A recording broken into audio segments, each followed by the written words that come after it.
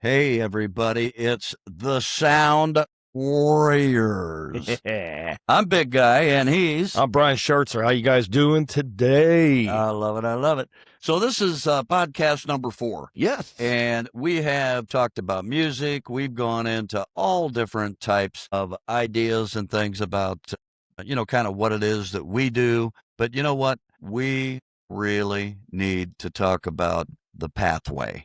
Okay. So I'm going to ask Brian a couple questions. He may ask me a couple.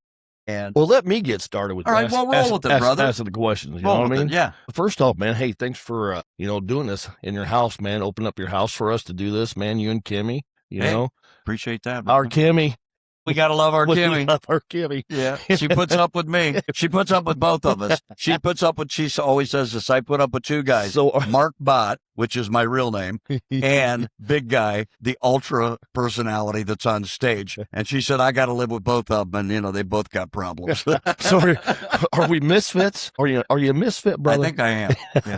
And I'm proud of it. Oh, hey. Yeah. Okay, so, hey, who is Mark Bott, a.k.a. Guy, okay? And what makes you do the music that you bring to the people? Yeah, good question. And I got to say, history. I started Okay. at 14, walked in a garage band. In fact, I grew up in Chicago, and not far from where I walked in to a garage band situation was a band that was playing in a garage called Styx. And everybody, I'm sure, knows who that is. But, they didn't know who the band that was playing in a few blocks away. But I walked in and they were jamming and they sounded really, really good. And I, thought I wanted to sing, but I never had been a singer. And I walked in and I go, yeah, we're kind of looking for a singer, blah, blah, blah. And they were playing stuff that I knew. And I jumped in, grabbed the microphone, and the rest, in my life anyway. I'm not saying I was that good, but they said, will you be the singer in our band? I got to tell you, just standing on the sideline and you just jump up. Let me give you a little taste. You know what I mean? What I could do. That's very cool. Yeah. You know what I mean? That takes the cojones, man. Yeah. Well, I just wanted to do it, jumped in. And so they asked me to come back and we started practicing and I had a little band going and that evolved. I was about 14 when that started. And eventually when I was 17, I played in a Kiss cover band. Right. And of course, at that age, you make great names. You really go out and, I'm going to make this great name. We came up with Lips, Lipz, like that took any brain work at all. I don't know what we were smoking, but I can tell you it was something. Anyway, so we were a Kiss cover band. We do 8 or 9 Kiss songs. That was it. Right. But we played them pretty good. We didn't do the makeup. Okay. But that typically back then, things were different. People were paying for music back then. Oh, yeah. Sure, now it's no sure. cover, no cover, no cover, right? Well, back then, even as a youth, we were 17, 18 years old, and we're playing like at the Armory in Chicago. And people came in and they paid $5 cover to get in to come see the Kiss cover band. Well, they may have been slightly disappointed because I'm not saying we were horrible. We were pretty good. But we only knew 8 or 9 Kiss songs. I think they were like coming for a whole night of Kiss, Hey, I can understand. But that's not what we wanted to play. I mean, we all love Kiss, but we wanted to play The Who. We wanted to play a 5-pack of Grand Funk Railroad. My voice fit that much better, Right. I could sing Grand Funk all frickin' night and sound close to the album. Kiss, not so much. But I'd get in there and sing my heart out.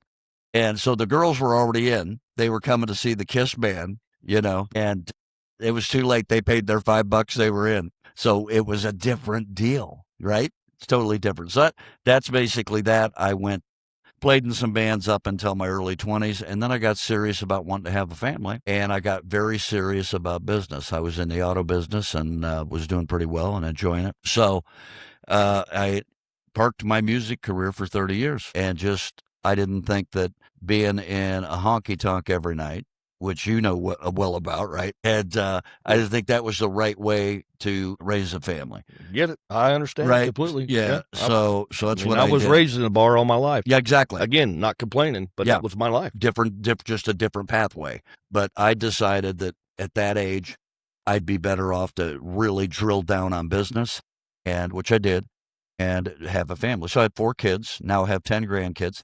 And so just literally after my last kid was out of the house, I started getting back into music. I started in my home studio trying to write, get some songs put out. I always wanted to write originals, never even did as a youth, just didn't know what to do. So I started writing some songs. And one time, and I was really, really in a funk relationship wise. And, you write the best music when you're messed up. Would you agree with that? Hey, it's life's lessons, man. Yeah. Don't you? I mean, have you ever had a time in your career where you were writing music and you just couldn't write a song? Oh, yeah. Let's hear it. This last year, I mean, well, it was my fourth single. I wanted to write a song, and I had 3 different songs that it was in my mind that I was trying to write, and nothing was making sense, and a writer's block. Yeah. And so with that being said, normally when I go to Eclipse Studios with Eric, I got something down already. And when I walked in, he goes, "What's up, bud?" And I said, "Hey," I said, "Brother, I don't have anything. I don't have nothing. I got a pocket full of money, Eric. I got a pocket full of money. So I need 6 hours from you, buddy, but I got nothing." And he was like, "Okay." And I was like, "Man, I can't focus. I can't." And he goes, "Okay, man." And he was so cool. He's the best. He just kind of sat back and said, "Well, what do you want to do?" I said, "I want to write a song about country western, how the good guys and the bad guys, they come in and shoot the hell out of everything, and the bad guys ride off, and then the town forms a posse, and the town people and the posse and the sheriff." Sounds like one of our weekends.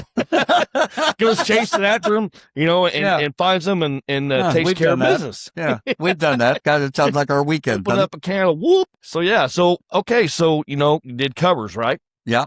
So here we are. I ran into you last year, and you're out doing the karaoke thing, and you had the mob band, right? Yep. So that's when I started to start writing, and then I'm doing my thing, and then you and I became really good friends. And so this is at the point you're doing your own singles now, So I got doing my 4th on this Sunday. So 4th to Sunday. Yeah. So called Simple Plan. Ooh. Yep, Simple Plan. So what guides you to create these songs? I'll tell you what works with me. If I get in a writing mode, I will go 36 hours and not sleep. And what happens is I'm a believer in this, okay? I'm a believer that in writing music, at least for me, that the channel is either open or it's not. If you try to force it, the lyrics come out and they're garbage. Okay? Okay. And I've written some horrible songs, that never made it, that I never even Wait a minute, this out. Doesn't rhyme with that. Yeah, and and some of the best songs there's no rhyme in at all, there's no rhyme or reason, but you start questioning yourself, and that's when you lose it. So I'll give you a quick story. In 2019, I was going through some pretty traumatic life matters, and I owned my own business, and I had some flexibility. Anybody who's a business owner will tell you very simply that it's the best thing and the worst thing on the planet.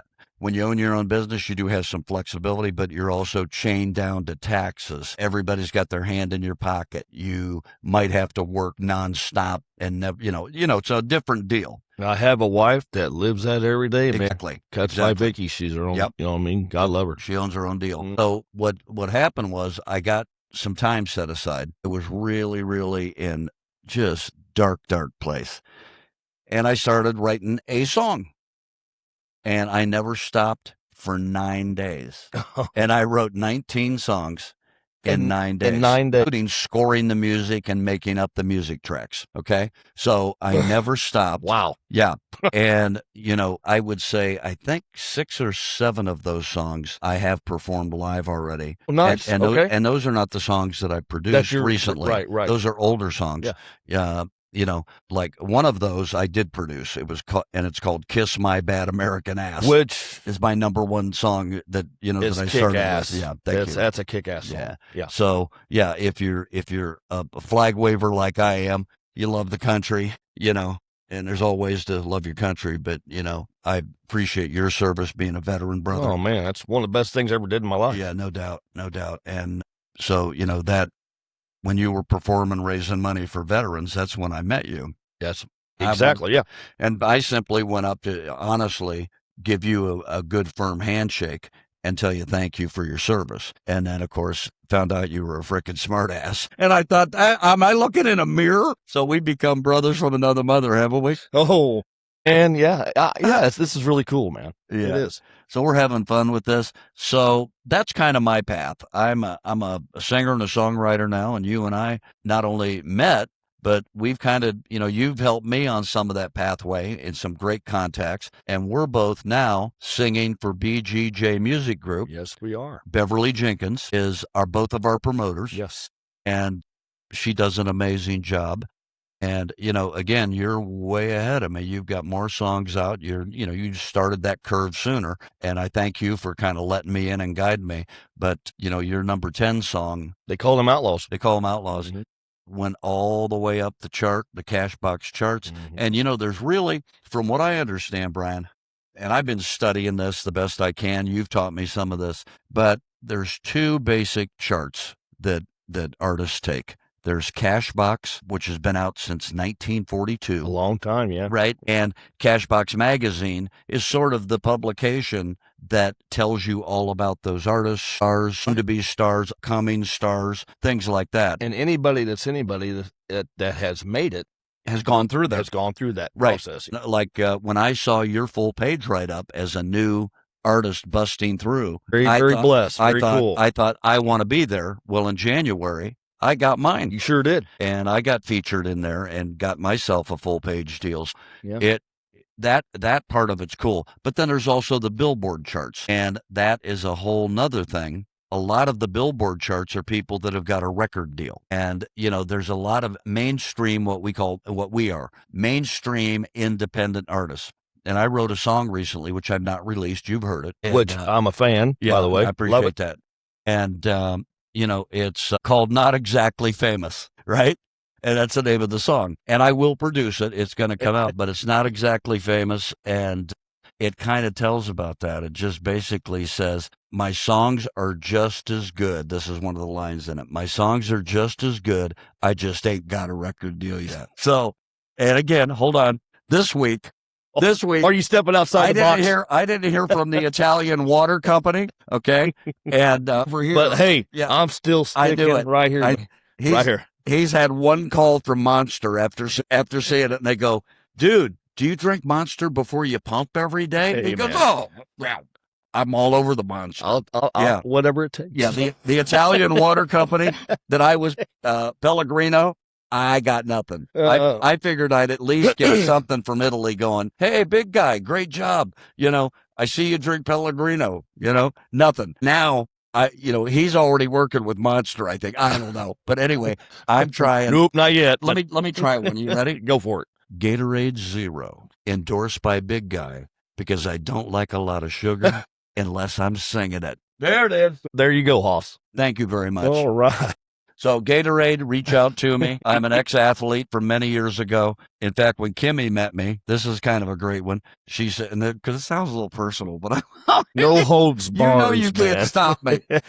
She said, oh my God, how'd you get so many scars? And I said, just keep looking. Just keep looking, Kimmy. That's the thing called shit happens. So let's talk about your deal here. 2008. Take me back to 2008 and tell me where you were then.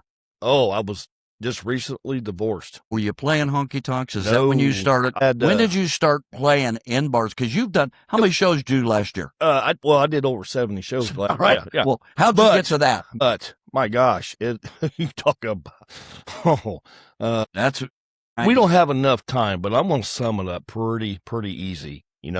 It's been a road. It's been a road. And, from 2008 till right now, a lot of mistakes, listening to people that I shouldn't have listened to. No, you taught me a lot about that. And there's a handful that I'm listening to. right now. Here, keep going. So I'll help you out. Keep going. Yeah. So, I tell you what, Mark, everybody's going to be like, let's just shut this shit off right now. We don't want to hear more about it. They got to love it because you know what? We don't have a cheat sheet. The only thing we got posted is a big sign that says no F-bombs and try to stay away from the S word and the B word. Yeah. So far, we've not dropped any of them. We're doing really good. We're doing pretty good. Yeah, because normally he and I, we're punching each other in the freaking arm, yelling crazy stuff. He's jumping out of his truck, chasing people with 2 ankle bracelets. That's on the side, right, way out there. I'm walking up to people, telling them to settle the hell down, as if at my age I can do much, but we'll see. Oh man, I don't know. I can still drop the purse if I have to, right, brother? Oh yeah. I mean, you step on my toes, I'm gonna stomp on yours. That's right. I mean, but anyway, yeah. So, but hey, 2008, I first started. I had this brilliant idea that I was gonna play country music, and man, hey, listen, all my life, I've always been a country fan. Well, you grew up in a bar. Yeah, I mean the honky tonks, and I listened and learned and got everything that I knew basically about music from a jukebox in the bar. So I wanted to be that guy on the stage, dreamer, back then. Still dreaming, but that's okay because I'm going to make it, So from 2008 to right now, I went from knowing absolutely nothing to knowing just a little bit more than what I knew back then. Yep. And I'm writing my own songs, co-writer, Eric Nelson, my brother, my mentor. And, I'm not going to get religious on anybody or everything. And I don't want to push that because I don't want to scare nobody off. But, you'll scare them off anyway, brother. Yeah.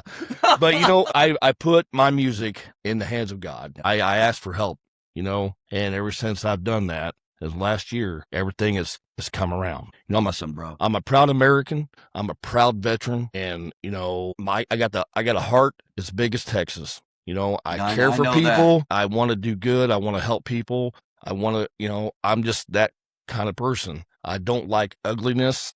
I don't want to go there. And you're still doing the show with me? Thanks. There's still beauty there. But, yeah, so, from 2008 till now, I have 7 singles. 6 of them right now are being heard all over the world. How does that happen in the since last April? Yeah. You know how it happened? Beverly Jenkins. Yep. And why? Because I looked up to the man and I said, hey, God, I need help. Guide me. Boom. Facebook. Beverly Gods and Jinx. Okay. Oh man! Wow. Now Beverly is a songwriter. Oh yeah, and she was married to Vern Gosdin. Yes. Who back in the 70s and 80s was called the voice of Nashville. That's right. Yes. Right. Yes, sir. And she co-wrote, I think, almost every song. And he's had some #1 hits, some amazing stuff. And now he passed in 2009. Beverly has her own promotion company, EGJ Music Group and Promotions. And how many people does she have on the Cashbox charts right now? You're on there, of course. And 13 and she's got 30 people that she works with, but then like 13 or 14 of them are charted. I don't want to I don't know. I'm not sure. But it's a lot. Like that. Yeah, it's a lot. Yeah. And you had a song that went to number 10. Yeah. And is still on the making the charts, brother. The top 100 charts is a blessing. That's where it's at. I'll take 199 any day of the week. Yep. And then thousands waiting in line. Well, yeah. I mean, it's crazy, right? But making it down to top 10, hey, man, yeah. I'm so blessed. And listen, I'm not a great singer. My guitar skills are not that great, but it all comes from my heart and my soul and my mind. Well, I'll say this. You can strum a guitar, no doubt. I'm a strummer. Okay. I can give you that. No, you're a good strummer. But I will say this. You're wrong on the vocals because you keep getting better and better and better. And honestly, I mean, I'm an honest critic. Yeah, right. And, I'm a little bit older than you, so you're probably not going to hit me. So let's hope not anyway. But anyway, bottom line is this. You've got a killer tone, great voice, and your range has gotten even better and better. So I would tell anybody to do this, and I'm going to give them a plug. www.brianshartzermusic.com. You just scared everybody away. No, go. Because all of his singles are still free to download. And this show is for fun. Absolutely. Once in a while, we'll do a pitch. We'll throw some stuff out there that we're doing. But that's what it's about. It's about what we got going on, what you got going on. And one of the things we're doing, and I want to throw this out there right now, and then we're going to close this session out. But this is number 4, podcast 4. Yeah. I want to mention one other thing first. The podcast is being done on February 21st. That's when we're filming this in the Big Guy Studios right here. Right here, baby. Right here is where it happens. So it's February 21st, 2026 on Saturday morning. Well, tonight, Mr. Brian Shartzer is going to be at JB's in Blue Mound, Illinois. JB's Hideout, baby. Right, probably a little late for a plug, but I got to tell you this, because it's sort of a full circle. 2008, he's stepping into the first honky-tonk, deciding he's going to be a country singer. Tonight, he's got a full-blown production company coming out to do 2 videos. And which songs are the videos going to be on? Well, we just released Country Roots, right, which is amazing. And, that'll hit the charts. I'm hoping so, man. It will. I really, I hope so. Yep. I hope it does just as well as They Called Them Outlaws. Yep. But the other song is In the Shadows of the Night. That's the newest one. Man, every person that I have shared that song with, it's good. They love it. Makes me want to go to a cheap motel. It's a I'm kidding, Kimmy. I'm kidding. Listen, you better watch it. She's going to come in here and whoop both our ass. I'm kidding, Kimmy. Yeah. And it's a cheating love song. It's good. I lived it. Yep. And that's why I wrote it. I know. I love it, dude. So it's a killer song. It really is. Everybody loves it. I love it. So you're filming tonight? We're filming it, yes. Yeah. And so it's 7 p.m. Yep, 7 p.m. Blue Mound, Illinois. Yep, at JB's Hideout. But here's the thing. We're doing both songs, both videos, because the following week I'm playing at another place, the Decatur Conference Center. Yeah, nice place. It is my first time there. Kimmy's been there. She said it's amazing. Yeah, first time there, and we're gonna shoot these 2 songs again, so it gives a different variety, 2 different places of the video. Yeah. So if y'all want to be in the video, guys and gals, come on out tonight. Be in the video, have fun. Come out, have some killer drinks. They're gonna have some specials, tonight, cool. And the music's going to be hot. We're going to have a great time. And normally I would be there. Okay. Yeah, but you're going to the studio tomorrow. Yeah, I'm going to the studio tomorrow to do my 4th Say single. Hello to my brother, Eric. Eric Nelson, Best Clip Studios in Bloomington. Yeah. I'll be there. I'm on duty for 7 hours tomorrow. You got a 7-hour in studio? I got a 7-hour deal. And so we're going to complete. I don't envy you. No, man. we're going to complete the whole thing. So, and now you got to remember this. When Brian and we're both old school. And he and I've talked about this a lot. And before we close this out, I want to say this. I think things like AI, there's good and there's bad and everything. But when it comes down to music, the way I think it should be done, and the way Brian, I know, agrees with me, is in both of our productions, we have no finished AI product. No. There's nobody else singing but us. Number 2, we don't have our voices treated through a microphone, and I can name some singers, but I'm not going to, because that's not up to me. They do what they want to do. But when they sing, it automatically adjusts their pitch. Here's my feeling. If you can't stay in key and you can't sing, then you need to go do something else. Like maybe go see if you could be a baseball player or something. But, damn, you're tough. Well, it is what it is. I mean, you can either, somebody told me this one time, you can either carry a tune or you can't. And I'm not saying I'm any big deal. And you'll decide when you listen to me whether I can carry a tune. Yeah, well, because you're either going to buy it or you're not. Yeah, you got your 3 singles, working on your 4th one, and they're all amazing, especially Satan and Satin. My God, that gives me goosebumps. Your vocals in that and the production in that is just off Eric the charts. killed it. Yes, he did. But all of our music is done. Eric is providing the majority, really, of the guitar work. If there's a piano, organ, he does it all. Mm-hmm. And what a great studio! What a great guy. So we're gonna kind of sign off for now on podcast number 4. Yep. And we'd like to tell everybody that we're having a blast doing this. You can write us a note if you want to be a guest on our show. We are going to start next week with a series of guests. That'd be cool. And just to give a little teaser, we have got number 1 coming up. We have, I think we're going to have the Outlaw, the Bakersfield Outlaw. Bakersfield, himself. yeah, The DJ. Yeah, that is not afraid And to he also play owns the whatever he wants station. to. So That's we right. got to give him props. He owns the station. Yeah, and he plays our music, man. Yeah, he plays the music, and it's a worldwide station, www.soundwaveradio1.com. And it's really a cool deal. But yeah, the Outlaw will be on with us. And we've got several other. I've got ninth degree black belt, John Gaston, Oh, nice. who is going to be on, not just because he's a ninth degree black belt. You know, when I call him, and you got to remember, I said call him. When I call him, I always go, listen, dude, do not make me come down there. All right. You want to come down and roll around on the mat, so there, big boy? No.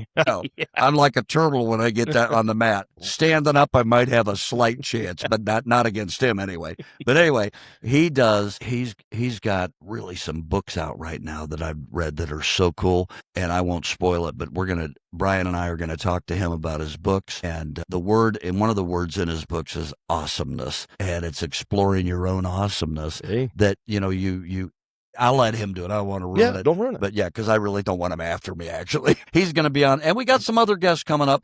And you got somebody you wanted to throw a little plug in today. We do plug people. What do we got here? We got, Kimmy. She's a small business owner in Macon, Illinois, right? My hometown, right? Another Kimmy? Kimmy Cook, yeah. All right. Another Kimmy. I don't know if she goes by Kim, but yeah, I'm gonna call her Kimmy. Okay, just sounds better. Right. Well, it's like mine's better. A Kim, but you call her Kimmy. I call her Kimmy. Yeah. She's Kimmy. All right. So Kimmy, yeah. So it's the Wall Street embroidering. She did my hat. She does my hat. Nice. With the BS, Shartzer, of course, or that some other people say. Right. Well, Finazzi. You can have it. Yeah. I like the Brian Shartzer. Yeah, that's good. Yeah, so nice. she's got a really cool thing that she's going to be coming out with ball caps, and you can have your kids when they're little or your grandchildren write their names, and they can put it on the hats. They do shirts, T-shirts, they do it all. They do great work, and she's always done me right. What's the name of the company? Wall Street? Wall Street, yeah. Wall Street Embroidery, and they're in Macon, Illinois. Yeah. I know another guy from Macon, Illinois he's a misfit. We won't talk about that. Had a number 10 hit song and is still going. So, hey, we are, remember this, the Sound Warriors. And our saying is very simple. We say it, not afraid to. We say it, and we sing it, baby. And we sing it. Yeah. So, signing off for today, podcast number 4. Big guy. Brian Shartzer, and thanks for tuning in, man. Thank you.